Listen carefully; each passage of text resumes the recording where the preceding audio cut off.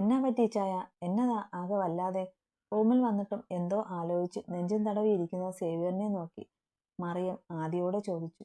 അത് എന്നതാണെന്ന് അറിയില്ല മറിയാമോ, ഒരു വല്ലായ്മ. സേവ്യർ പതിഞ്ഞ ശബ്ദത്തിൽ പറഞ്ഞു.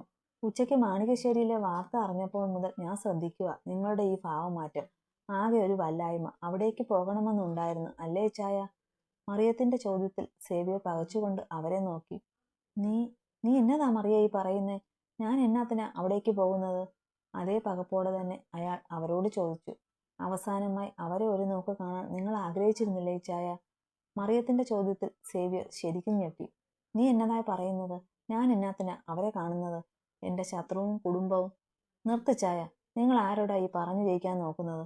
ശത്രുവാണ് പോലും. എങ്കിൽ പറയ്, എന്തിനാ നിങ്ങൾക്ക് അവരോട് ശത്രുത? ഞാൻ കൂടെ അറിയട്ടെ ആ രഹസ്യം. അയാളെ പറയാൻ അനുവദിക്കാതെ മറിയൻ പൊട്ടിത്തെറിച്ചു. അവർക്ക് കൊടുക്കാൻ മറുപടിയില്ലാതെ സേവ്യർ നിശബ്ദനായി ഇരുന്നു പോയി. പോകായിരുന്നില്ലേ ചായ?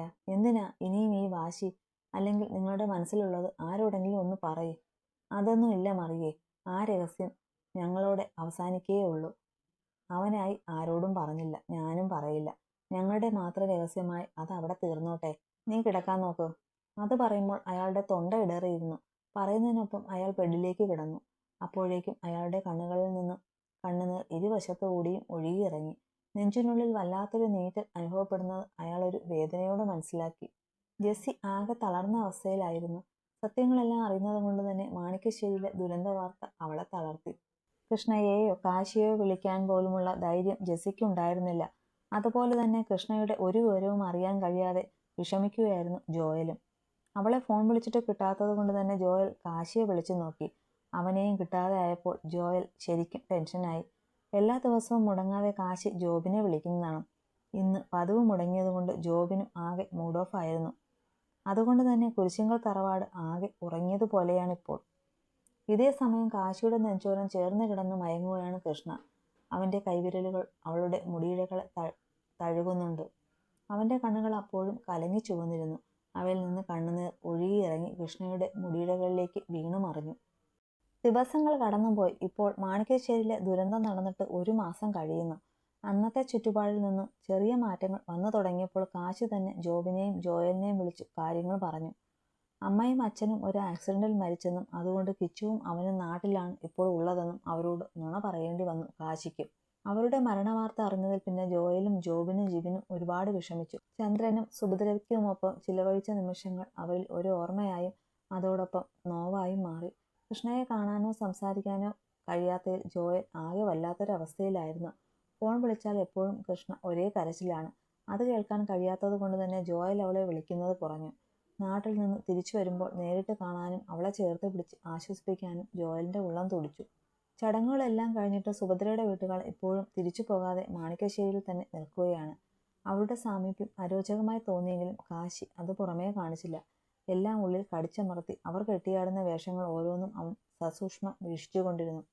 കാശി, എനിക്ക് നിന്നോടൊരു പ്രധാനപ്പെട്ട കാര്യം സംസാരിക്കാനുണ്ട്. ഉച്ചയ്ക്ക് ഊണ് കഴിക്കാൻ മേശയ്ക്ക് ചുറ്റും ഇരിക്കുമ്പോഴാണ് സുദേവൻ കാശിയോട് ഇത് പറയുന്നത്. എന്താ അമ്മാമേ, പറഞ്ഞോളൂ. മനു ഇന്ന് വൈകിട്ട് ഇവിടേക്ക് വരും. അവന് കമ്പനിയിൽ നിന്ന് ലീവ് കിട്ടിയിട്ടുണ്ട്. കഴിച്ചുകൊണ്ട് തന്നെ അയാൾ മകൻ മാനവിന്റെ കാര്യം പറഞ്ഞു. അതിനെന്താ അമ്മാമേ, വന്നോട്ടെ. അവനെ കണ്ടിട്ടും കുറച്ചു നാളായില്ലേ? കാശി ഗൗരവത്തോടെ തന്നെ പറഞ്ഞു. അവൻ വീട്ടിലേക്ക് പോകാനിരുന്നതാ കാശി. ഇങ്ങോട്ട് വരാൻ ഞാനാ പറഞ്ഞത്. അവൻ വരുന്നതിന് വേറൊരു കാര്യം കൂടിയുണ്ട്. സുദേവൻ ഇതുവരെ അയാളില്ലാത്ത പുഞ്ചിരിയോടെയും സ്നേഹത്തോടെയും കാശിയോട് പറഞ്ഞു. അയാളുടെ ഭാവമാറ്റം കണ്ട് കാശിയുടെ കണ്ണുകൾ സംശയത്തിൽ ചുരുങ്ങി. എന്താ അമ്മാമേ, എന്താണെങ്കിലും വളച്ചു കെട്ടാതെ കാര്യം പറയേ. കാശിയുടെ മുഖത്ത് ഇഷ്ടക്കേട് നിറഞ്ഞു. അത് മനുവിന് കിച്ചുവിനെ ഇഷ്ടമാണ്. അവരുടെ വിവാഹകാര്യം സംസാരിക്കാൻ കൂടിയാണ് അവൻ ഇവിടേക്ക് വരുന്നത്. കിച്ചുവിനും കല്യാണപ്രായമായല്ലോ. അപ്പോൾ നമുക്ക് വെച്ച് താമസിപ്പിക്കാതെ എത്രയും വേഗം ഇത് നടത്തണം. കാശിയുടെ ഇഷ്ടക്കേട് കണ്ടിട്ടും മുഖത്തെ പുഞ്ചിരി നിലനിർത്തിക്കൊണ്ട് അയാൾ കുടിലതയോടെ പറഞ്ഞു. അയാളുടെ വാക്കുകൾ കേട്ടതും കഴിച്ചുകൊണ്ടിരുന്ന കൃഷ്ണ ഒരു ഞെട്ടലോടെ കാശിയെ നോക്കി. പക്ഷേ കാശിയുടെ മുഖം അപ്പോഴും ദേഷ്യം കൊണ്ട് വലിഞ്ഞു മുറുകിയിരുന്നു. അവൻ ദേഷ്യത്തോടെ ചാടി എഴുന്നേറ്റ് ഇരുന്നിരുന്ന കസേര പിറകിലേക്ക് ചവിട്ടി തെറിപ്പിച്ചു. അവന്റെ പ്രവൃത്തിയിൽ കൃഷ്ണ പോലും കിടുങ്ങിപ്പോയി. ഇപ്പൊ പറഞ്ഞിരിക്കട്ടെ അമ്മാമേ, ഇനി മേലിൽ ഈ കാര്യം പറഞ്ഞ് ഇവിടെ ഒരു സംസാരമുണ്ടാവരുത്. ഉണ്ടായാൽ അടുത്ത നിമിഷം നിങ്ങൾ ഈ പടിക്ക് പുറത്താകും നിൽക്കുക. കാശിയുടെ വാക്കുകളിൽ പകച്ചുകൊണ്ട് സുദേവൻ ഇരുന്നിടത്തു നിന്നും എഴുന്നേറ്റു. എൻ്റെ പെങ്ങളെ ആർക്ക് കൊടുക്കണമെന്ന് ഞാൻ തീരുമാനിക്കും. അതൊരിക്കലും നിങ്ങളുടെ മകനാവില്ല.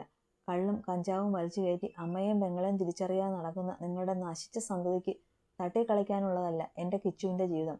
കാശിനാഥ് ജീവനോടുള്ളപ്പോൾ അത് നടക്കില്ല, നടത്തത്തില്ല ഞാൻ. കാശി ദേഷ്യം കൊണ്ട് വിറച്ചു. എടാ ചെറുക്ക, നീ ആരെ കണ്ടിട്ടാ ഈ നിഗളിക്കുന്നത്? ഇവളെ കെട്ടാൻ ഇനി ഏത് രാജകുമാരനും വരുന്നത് നോക്കിയിരിക്കുക നീ. നീ ചേർത്ത് പിടിച്ചിരിക്കുന്ന ഈ പെണ്ണിന്റെ ജാതകദോഷം കാരണമാ നിന്റെ തന്തയും തള്ളയും പിന്നെ ആ കിഴവനും കിളവിയും ഇപ്പോൾ ചുവരിൽ ചിത്രങ്ങളായി ഇരിക്കുന്നത്. നിന്റെ നാശവും ഇവളിലൂടെ തന്നെയാവും. അയാളുടെ ഓരോ വാക്കുകളും കൃഷ്ണയ്ക്ക് തന്റെ ഹൃദയം നുറുങ്ങും പോലെ തോന്നിപ്പോയി. അവളുടെ കൈകൾ തന്നെ ചേർത്ത് പിടിച്ചിരിക്കുന്ന കാശിയുടെ കൈകളിൽ അമർന്നു മുറുകി. അവൾ അവന്റെ നെഞ്ചിലേക്ക് മുഖമമർത്തി ശക്തിയായി തേങ്ങി. സുമിത്രയും രാഘവനും ഒന്നിലും ഇടപെടാൻ കഴിയാതെ നിസ്സഹായരായി നിന്നുപോയി. അനിത സുദേവന്റെ മനസ്സിൽ ഇങ്ങനെ ഒന്നും ഉണ്ടെന്ന് അറിയാതെ അയാളുടെ വാക്കുകളിൽ പകച്ചു നിൽക്കുകയാണ്. ജാതകദോഷം, മണ്ണാങ്കട്ട. ഇവള് മൂലം എനിക്കുണ്ടാകുന്ന നാശം ഞാൻ സഹിക്കും. അല്ലെങ്കിൽ ഞാനും തീർന്നോട്ടെ.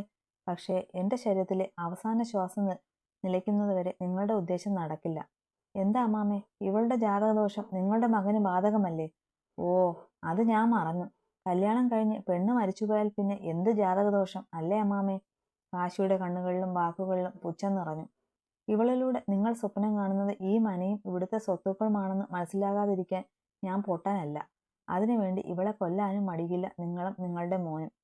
എൻ്റെ മര്യാദ കൊണ്ട് മാത്രമാണ് നിങ്ങളെ കഴുത്തിന് പിടിച്ച് ഞാൻ ഇവിടുന്ന് പുറത്താക്കാത്തത്. എൻ്റെ അമ്മയും അച്ഛനും എനിക്ക് പകർന്നു തന്ന സംസ്കാരം അങ്ങനെ ആയതുകൊണ്ട് മാത്രം. പക്ഷേ ഇനി ഒരു നിമിഷം നിങ്ങളിവിടെ നിന്നാൽ ആ സംസ്കാരം എനിക്ക് മറക്കേണ്ടി വരും.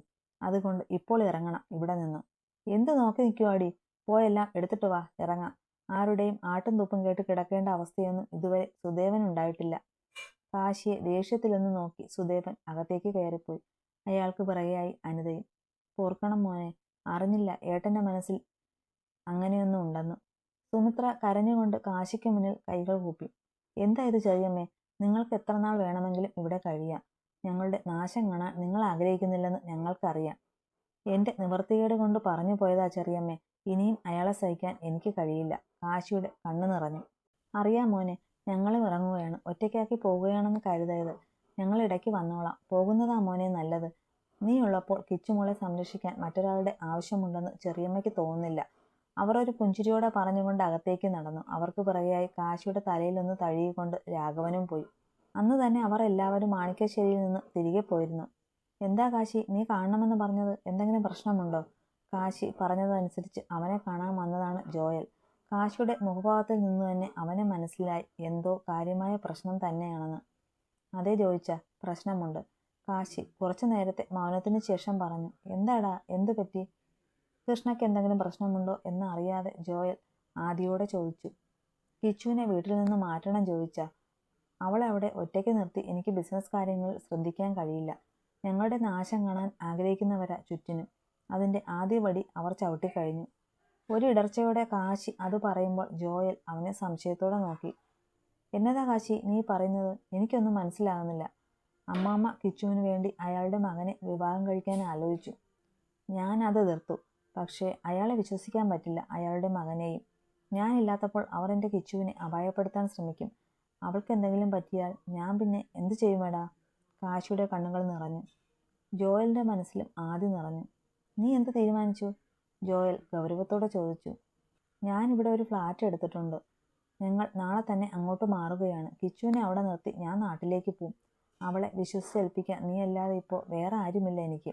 അങ്ങനെ ഒരു കള്ളം പറയാനാണ് കാശിക്ക് അപ്പോൾ തോന്നിയത്.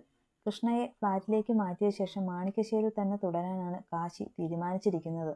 അത് ജോയലിനോട് പറയാൻ കഴിയാത്തത് കൊണ്ട് തന്നെ അവന് നുണ പറയേണ്ടി വന്നു. കാശി, നിന്റെ തീരുമാനത്തിൽ ഞാൻ യോജിക്കുന്നു. പക്ഷേ അവളെ അവിടെ ഒറ്റയ്ക്ക് നിർത്താൻ ഞാൻ ആഗ്രഹിക്കുന്നില്ല. ഞാൻ ചില കാര്യങ്ങൾ തീരുമാനിച്ചിട്ടുണ്ട്. നിന്റെ അഭിപ്രായം കൂടി അറിഞ്ഞിട്ട് നമുക്ക് വേണ്ടതുപോലെ ചെയ്യാം. തൽക്കാലം ഞാൻ പറയാൻ പോകുന്ന കാര്യങ്ങൾ നമ്മൾ മാത്രം അറിഞ്ഞാൽ മതി. ജെസ്സിയോട് ഞാൻ സൂചിപ്പിച്ചിട്ടുണ്ട്. ജോയലിന്റെ വാക്കുകളിൽ കാശിയുടെ കണ്ണുകൾ സംശയത്താൽ ചുരുങ്ങി. അവന്റെ സംശയം മനസ്സിലാക്കിക്കൊണ്ട് തന്നെ ജോയൽ തന്റെ മനസ്സിലുള്ള കാര്യങ്ങൾ കാശിയോട് പറയാൻ തുടങ്ങി. പിന്നെ ജോയൽ പറഞ്ഞ കാര്യങ്ങൾ കേട്ട് കാശിയുടെ കണ്ണുകൾ വിടർന്നു. ഉള്ളിൽ അലയടിച്ചു കൊണ്ടിരുന്ന ശക്തിയേറിയ തിരമാലകൾക്ക് ഒരു ശമനം വന്നതുപോലെ അവന്റെ ചുണ്ടുകളിൽ ഒരു പുഞ്ചിരി വിരിഞ്ഞു. ജോയൽ എല്ലാം പറഞ്ഞു കഴിഞ്ഞതും അതീവ സന്തോഷത്തോടെ അതിലേറെ നന്ദിയോടെ കാശി ജോയലിനെ പുണർന്നു. ഞാൻ പറഞ്ഞതുപോലെ നാളെ എല്ലാം നടക്കണം കാശി. കൃഷ്ണ തൽക്കാലം ഒന്നും അറിയണ്ട, അവിടെ എത്തുമ്പോൾ അറിഞ്ഞാൽ മതി. ജോയൽ കാശിയെ ഓർമ്മപ്പെടുത്തി. എല്ലാം നീ പറയും പോലെ ജോയിച്ചാ. ജോയലിനെ ഒരിക്കൽ കൂടി ചേർത്ത് പിടിച്ചുകൊണ്ട് കാശി അവിടെ നിന്നും പോയി. അപ്പോഴും ജോയലിന്റെ ചുണ്ടുകളിൽ മായാത്ത ഒരു പുഞ്ചിരി സ്ഥാനം പിടിച്ചിരുന്നു.